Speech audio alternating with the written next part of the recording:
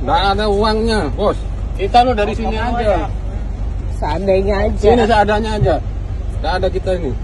Nasib preman nekat palang motor palak sopir truk bawa sajam, sudah puluhan kali beraksi, akhirnya ditangkap.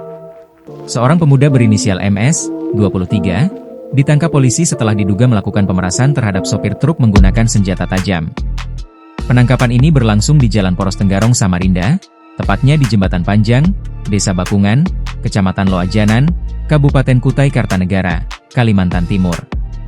Unit Reskrim Polsek Loajanan menangkap pelaku pada Selasa, 12 Agustus 2025, setelah video aksi pemerasannya menjadi viral di media sosial. Kapolsek Loajanan, AKP Abdillah Dalimunte, menjelaskan bahwa peristiwa tersebut terjadi pada Minggu, 3 Agustus 2025, sekitar pukul 2 WITA.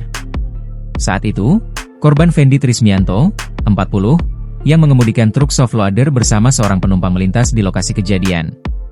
Tiba-tiba pelaku yang dalam kondisi mabuk memalangkan motor di tengah jalan, lalu turun sambil membawa badik dan memaksa korban memberikan uang, ungkap Abdillah. Karena merasa terancam, korban menyerahkan uang sebesar Rp50.000 kepada pelaku. Setelah kejadian, pelaku pergi, namun korban merasa tidak terima dan melaporkan insiden tersebut ke Polsek Loajanan. Sebelum melapor, korban mengunggah video kejadian itu ke akun TikTok miliknya, yang kemudian viral dan menarik perhatian banyak netizen, termasuk akun resmi The Garangans, tim khusus unit Reskrim Polsek Loajanan. Tim polisi segera melakukan penyelidikan dan menangkap pelaku di Pasar Bakungan, Kecamatan Loajanan. Dari penggeledahan, ditemukan sebilah pisau jenis keris di pinggang pelaku. Dia mengaku selalu membawanya kemana-mana, kata Abdillah. Dalam pemeriksaan, pelaku mengaku bahwa uang hasil pemerasan sebesar Rp50.000 digunakan untuk membeli nasi seharga Rp20.000, sementara sisanya sebesar Rp30.000 dipakai untuk bermain judi slot. Yang bersangkutan juga mengaku sudah puluhan kali melakukan pemerasan serupa kepada pengendara yang melintas di lokasi tersebut, tambah Abdillah.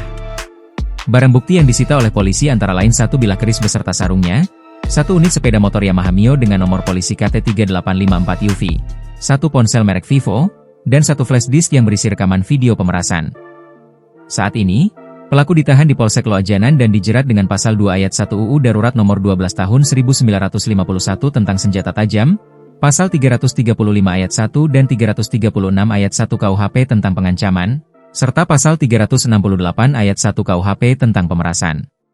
Download Tribun X sekarang, menghadirkan lokal menjadi Indonesia.